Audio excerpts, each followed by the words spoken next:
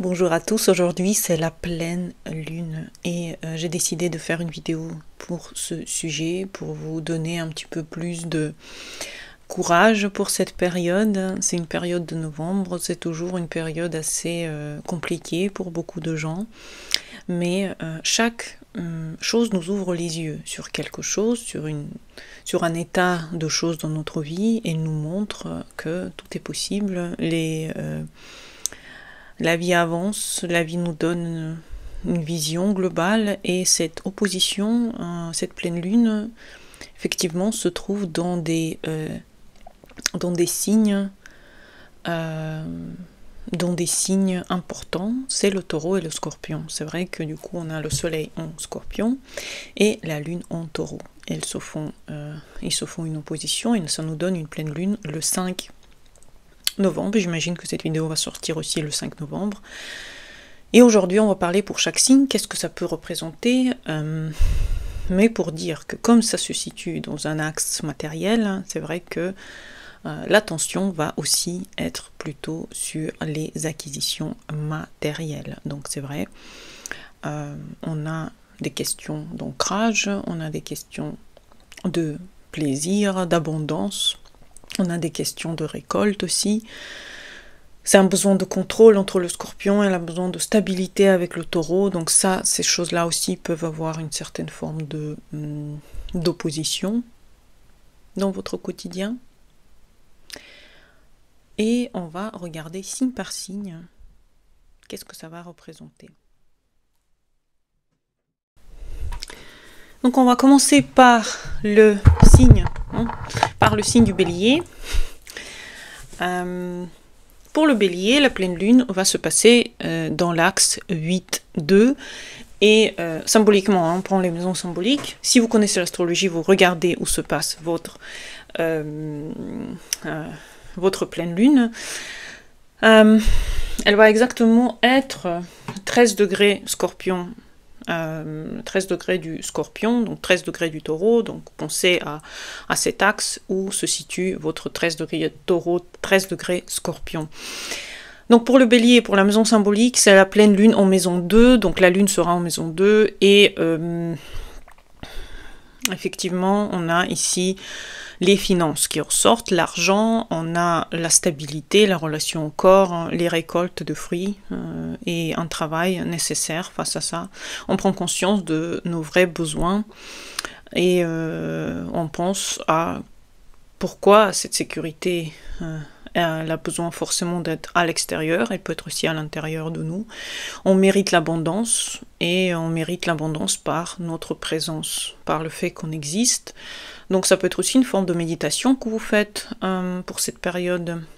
Et ça éclaire aussi, ça va éclairer les questionnements d'argent. Peut-être que vous attendez des réponses, peut-être que vous attendez quelque chose qui doit se faire. Ici, on aura des réponses par rapport à ça. Et c'est effectivement quelque chose d'assez important pour vous, puisque ça se passe dans cette maison. Il y a beaucoup de choses qui sont en lien avec le scorpion et le taureau pour le bélier. Donc attendez-vous à des réponses aux questions matérielles et en lien aussi avec votre physiologie. Le taureau, c'est la pleine lune en maison 1. Donc ici, on a votre identité qui va être peut-être remise en question, peut-être justement pour une certaine forme d'évolution. On a besoin de mettre la lumière sur votre âme. Donc ici, on va regarder comment est votre façon de regarder le monde. On peut aussi ressortir un grand besoin de s'affirmer, puisque ça se situe dans votre signe, la lune, et le soleil est opposé à votre signe natal. Donc ici, on a besoin d'avoir une certaine authenticité, et cherchez à être vrai, cherchez à être vous-même, regardez quelles sont les choses que vous avez besoin d'améliorer à l'intérieur de vous. Peut-être qu'il y a certaines choses qui ont besoin d'être revisitées, combien vous donnez à vous et combien vous donnez aux autres. Est-ce que les autres ne prennent pas toute votre énergie? Soyez en contact aussi avec les autres et sachez aussi, pensez aussi à vous pendant cette pleine lune. Si vous faites des vœux pour votre santé, pour votre équilibre, pour l'équilibre aussi avec tous les gens qui vous entourent. Si c'est en Gémeaux, si vous êtes Soleil en Gémeaux, ça se situe en maison 12 chez vous, la pleine lune. Et ici, symboliquement parlant, ici on a un moment d'introspection qui va se faire. Le silence, une forme de guérison, et on peut avoir besoin de solitude, effectivement. Certains besoins de solitude. Les vieilles tensions peuvent commencer à apparaître. On a un certain besoin de les revisiter à l'intérieur de soi, de les repenser. Il ne faut pas s'agiter mentalement, c'est pas le bon moment pour ça. Vaut mieux juste avoir un moment de répit, un moment de recentrage sur vos envies.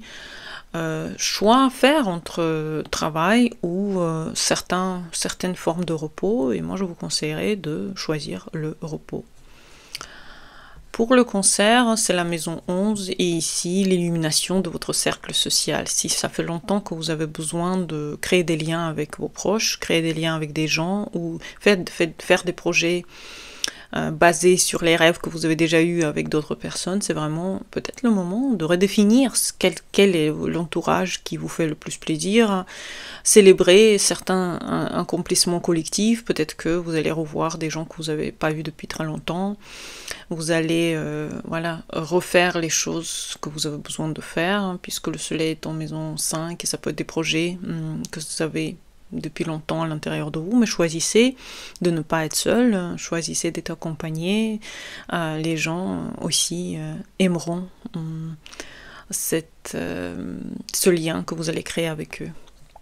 Le lion, c'est la pleine lune en maison 10, donc il y a un lien entre la famille et la vocation, choix entre carrière et famille pendant cette pleine lune. Donc il y a un tournant professionnel, une reconnaissance peut-être, un moment où ça peut aller dans votre direction, c'est où les choses très importantes de votre vie vont se passer.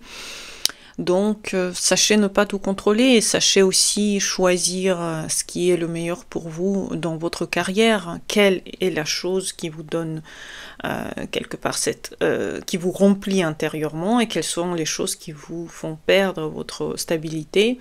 Ça peut être des changements dans la famille, changements dans le travail, en tout cas ça peut être un moment tendu dans lequel vous devez choisir entre est-ce que vous préférez quelque part vous adonner complètement au projet que vous êtes en train de faire, ou peut-être c'est le moment aussi de penser un petit peu à votre famille, mais après, puisque la lune est en maison 10, ça peut être vraiment le moment où vous êtes cœurs et âmes, là où vous appartenez au niveau carrière.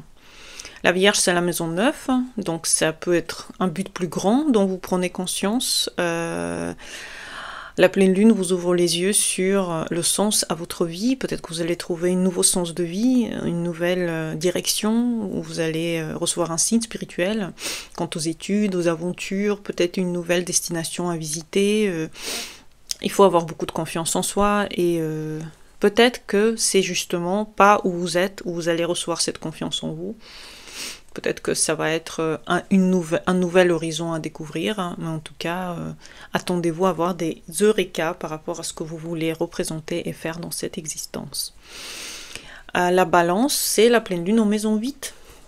Et la maison 8, c'est l'intimité, c'est la transformation de soi, et c'est une métamorphose émotionnelle et financière. Ça peut être un moment clé de votre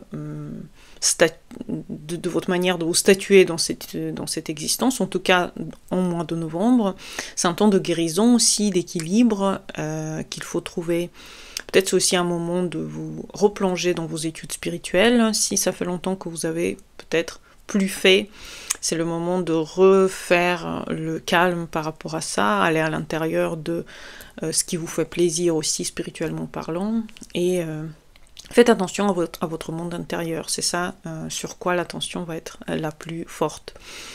Le Scorpion, c'est la maison 7, et le focus doit se mettre sur les relations. Compréhension de ces relations, rupture ou engagement, tout dépend de votre situation. Vous allez clairement voir le lien que vous allez créer avec les autres, et vous allez attirer les liens nourrissants si vous faites attention de ne pas être extrêmement égoïste et donner plus aussi aux autres, puisque la lune va se situer dans votre maison 7 symbolique et elle va vous demander cette confiance que vous pouvez finalement donner aussi grâce à votre charisme, grâce à votre bonté, vous pouvez aussi donner aux autres. Et combien vous donnez, tout ça, ça va être des questions sur lesquelles il faudra se poser le 5 novembre. Sagittaire, c'est la maison 6. Donc on a ici la santé, l'équilibre, prise de conscience liée à votre corps. Peut-être c'est le moment de réorganiser, avoir une nouvelle façon d'avoir le rythme de vie qui vous correspond peut-être plus. Vivez mieux votre quotidien, voyez si vous avez besoin de retrouver un équilibre. Peut-être que vous avez besoin d'avoir un avis médical sur certaines choses. Écoutez les signes de votre corps, c'est important pendant cette pleine lune. Et méditez sur votre avenir. Quel quotidien vous aurez voulu avoir dans la perfection. Le Capricorne, c'est la maison 5 et c'est le moment de mettre la lumière dans la sphère du cœur. Pour le Capricorne, c'est important. Vous avez aussi Mars qui est en maison 12, symbolique, je me rappelle. Et en plus, vous avez la pleine lune qui se situe en maison 5. C'est vraiment le moment de peut-être vous retirer pour avoir plus de temps pour votre amour de votre vie, pour vos enfants, pour votre projet créatif. Et ça peut être aussi une certaine passion pour quelque chose, création de quelque chose de beau. Reconnectez-vous avec quelque chose qui est vrai. Arrêtez de passer tout ce temps avec les autres. Commencez un petit peu à donner aussi un petit peu d'énergie à votre intériorité. Peut-être c'est aussi ça qui va équilibrer les choses et vous faire plus en lien avec cette vie. Le Verseau, c'est la maison 4 et c'est le foyer sur lequel votre attention va se poser. Révélation intérieure et émotionnelle, ça peut être aussi familialement qu'il y a des choses qui changent. C'est un besoin de repos, d'enracinement, ça peut être aussi une sécurité intérieure que vous recherchez. Ne fuyez pas les émotions familiales, c'est important maintenant de vraiment faire attention à vos proches, peut-être à vos parents âgés ou vos grands-parents, ou peut-être c'est votre maison qui a besoin de votre présence, donc vous sortez, c'est bien, mais en même temps c'est bien aussi d'avoir ce moment pour vous à la maison. Et le poisson, les poissons, c'est la maison 3 et c'est la communication ici.